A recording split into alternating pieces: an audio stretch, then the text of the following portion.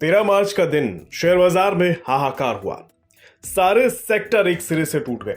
बाजार को संभालने वाले मेजर स्टॉक्स जिनका वेटेज मार्केट की दिशा और दशा तय करता है, वो भी आज इस सुनामी से बच नहीं पाए। लेकिन क्यों? आखिर किस कारण से बाजार में ऐसी सुनामी आई? चलिए बताते हैं आपको इसका असली कारण।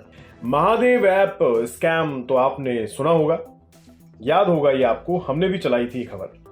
ये एक सट्टेबाजी ऐप है जिसके जरिए 5,000 करोड़ रुपए के घोटाले का अनुमान था और इस ऐप से जुड़े लोग बड़े स्तर पर इससे आए पैसे को बाजार में लगा रहे थे, जिसे लेकर हाल में सेबी की चेयरपर्सन माधवीपुरी बुच ने चिंता जाहिर करते हुए कहा था कि एसएमई सेगमेंट में हेरफेर के संकेत दिख रहे हैं और ऐसे जोड़तोड़ करने वालों में महादेव सट्टेबाजी ऐप घोटाले से जुड़े घोटालेबाज इसमें शामिल हो सकते हैं।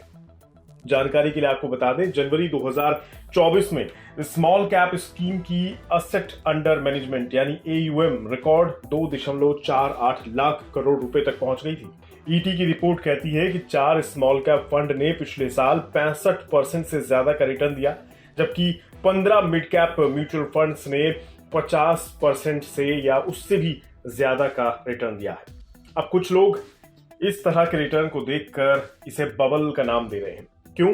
क्योंकि जब एक बबल फूटेगा तो जाहिर तौर पर नुकसान निवेशकों को होगा, जो आज दिखाई दे रहा है। इसी डर को लेकर सेबी चेयरपर्सन ने चिंता जाहिर की थी।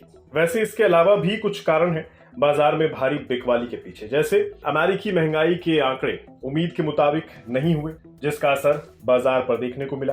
बैंकिंग शेयरों में भारी मुनाफा वसूली के बीच BSE PSU इंडेक्स 6% टूट गया। PSU बैंक में सबसे ज्यादा PSU बैंक इंडेक्स गिरा। PSU बैंक इंडेक्स में 4% से ज्यादा की गिरावट आई, ये भी एक कारण है। इसके अलावा आज RIL यानी रिलायंस और L&T टॉप लूजर रहे। रिलायंस 2.93% टूट गया, वहीं L&T 2.29% टूट गया। इनका हैवी वेटेज है बाजार में और इनका टूटना अच्छे संकेत नहीं है बाजार के लिए। एक्सपर्ट्स का मानना है कि फाइनेंशियल ईयर खत्म होने जा रहा है, जिसकी वजह से मुनाफा वसूली देखने को मिल रही है, ये भी एक कारण है। इन 4-5 कारणों के चलते 13 मार्च के दिन NSE के गिरने वाले शेयरों की संख्या 2100 रही, जिन्होंने लोअर सर्किट को हिट किया। इनमें 450 से ज्यादा स्टॉक 15% से ज्यादा टूटे, वहीं 1500 से ज्यादा स्टॉक 10% से ज्यादा टूटे। हालांकि केवल गिरावट ही हावी नहीं रही है, इसमें चढ़ने वाले भी शेयर हैं जो केवल 85 शेयर रहे। इस भारी गिरावट के चलते इंट्राडे में निफ्टी 22,000 से नीचे लुढ़ककर 21,997.70 पर बंद हुआ। वहीं इंट्राडे में बैंक निफ्टी 47,000 से नीचे लुढ़ककर 46,981.30 पर बंद हुआ। वहीं सेंसेक्स 906 अंक टूटकर 73,000 के स्तर से नीचे चला गया।